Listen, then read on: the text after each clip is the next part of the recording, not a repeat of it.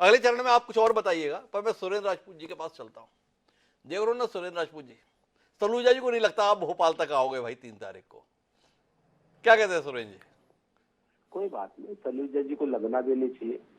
नए नए गए हैं वहां पर, विभीषणों की आवश्यकता है, इससे ज्यादा नहीं कहूंगा। वो लोग यही, इनको ऐसे ही देखने के लिए रखा गया कि कौन भोपाल आ रहा है, कौन दिल्ली जा रहा है, कौन कहीं जा रहा है। बाकी जो अंतःपुर के जो काम हो रहे हैं वो भारतीय जनता पार्टी के कर्मठ कार्यकर्ता करें।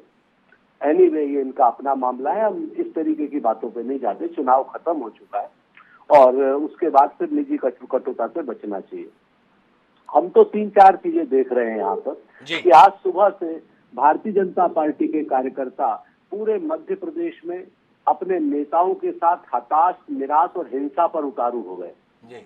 आप देखो ये विश्वास सारंग, जिसको कौन सा पता नहीं, कौन सा ढोलकिया पता नहीं क्या कहते हैं वहां पर घरेलू कुछ नाम है उनका, सटोरिया, पप्पू सटोरिया है, पता नहीं क्या कहते हैं, मेरे को मालूम नहीं है। लेकिन विश्वास सारंग जी अपने ही कार्यकर्ताओं से लड़ते नजर आए, मारपीट करते नजर आए। मेरे पास वीडियो अगर आप चाहिए तो मैं दे दूंगा।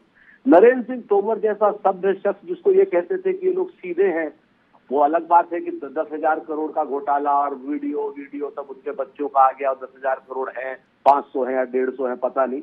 लेकिन उनकी पूरी दिल्ली की विधानसभा में 2-3 बार फायरिंग हो रही है। वहां पर वोटरों को डंप किया जा रहा है। अपना जो दलित वर्ग के वोटर है उसके भी वीडियो आपके सामने हुए हैं। जिस तरीके से वहां पर महिलाओं को मार्क किया जाता है, मैच किया जा रहा है, उसकी भी तमाम चीजें हैं। इसके बाद अगर आप देखो छतरपुर में नाती राजा के ड्राइवर को मार दिया गया। तो ये सारी चीजें अगर आप देखेंगे तो उससे बहुत स्पष्ट नजर आ रहा है कि भारतीय जनता पार्टी का जो कार्यकर्ता है और नेता है वो हताश और निराश होकर के हिंसा पे उतारू हो गया है। और हिंसा करता कौन है? वही करता है ना जो चुनाव हार रहा होता है। अब लाडली बहना था या नारी सम्मान की वो लाइनें थी, वो तो 3 तारीख को पता चलेगा। लेकिन आज तो ये जरूर क्लियर हो गया कि हिंसात्मक गतिविधियों में भारतीय जनता पार्टी के लोगों ने बढ़ चढ़कर हिस्सा लिया और कांग्रेस के कार्यकर्ताओं का दमन करने की कोशिश करी। सुरेंद्र जी, तो इसके साथ में मेरा एक सवाल है। आप बता रहे हैं कि भारतीय जनता पार्टी हिंसक गतिविधियों में शामिल हो गई, भारतीय जनता पार्टी के कार्यकर्ताओं ने हिंसा फैलाई, तो उनकी इस कोशिश ने, जो आप आरोप लगा रहे हैं, आपकी चुनावी संभावनाओं पर कितना प्रतिकूल प्रभाव डाला? ऐसा तो नहीं कि जो जीत आपका हिस्सा बन रही थी इन हिंसक गतिविधियों के चलते आपसे छिन गई है? ऐसी कोई डर वर की बात तो नहीं है ना? कांग्रेस पार्टी की तरफ से तो जनता चुनाव लड़ रही थी हिमांशु भाई, बहुत जिम्मेवारी से कहता हूँ मैं। दोनों जगह पे ग्वालियर संभाग भी देखा, भोपाल भी देखा।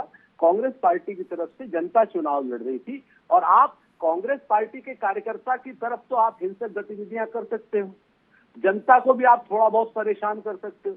लेकिन जब लाखों लाख जनता आपके विरोध में आ जाती है तो निश्चित तौर पर कोई कुछ नहीं कर सकता। तो हम बहुत स्पष्ट रूप से कह रहे हैं, ये अगर इन्होंने हिंसा की है तो इसका प्रतिकूल प्रभाव भारतीय जनता पार्टी पर पड़ा है। और इस तरीके से प्रतिकूल प्रभाव पड़ा है कि पहले तो ये कुछ सीटें लाने की स्थिति में थी, अब तो और कम सीटों की स्थितियां हो जाएंगी। इसकी मैं शिवराज जी और नरेंद्र तोमर जी और कैलाश विजयवर्गीय जी की कोई बात नहीं कर रहा हूँ, प्रहलाद पटेल की, कमल पटेल की, क्योंकि अब ये चुनाव खत्म हो गया है। हमें इस तरीके की बातें करने की आदत नहीं।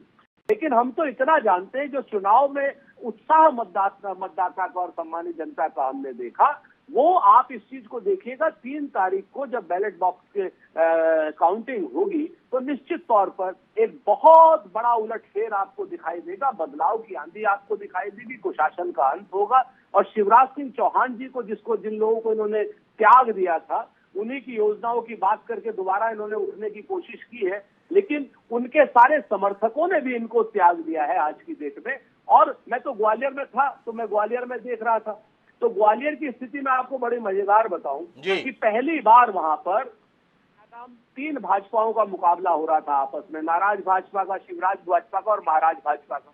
और पहली बार महाराज या शिवराज भाजपा ने नाराज भाजपा के खिलाफ वीडियो लीक करे, कोई 100 करोड़ का, कोई 500 करोड़ का, और जनता इतनी खुश थी वहां पर इन सब लोगों से, इन सब लोगों के असली चेहरे को देख करके, चाहे वो ज्योतिरादित्य सिंधिया की गद्दारी देख करके है और चाहे नरेंद्र सिंह तोमर जी की बेईमानी देख करके। तो इन दोनों चीजों का जो फ्यूजन वहां पर दिखाई दे रहा था, वो जनता में बड़े चटकारे लिए जा रहे थे।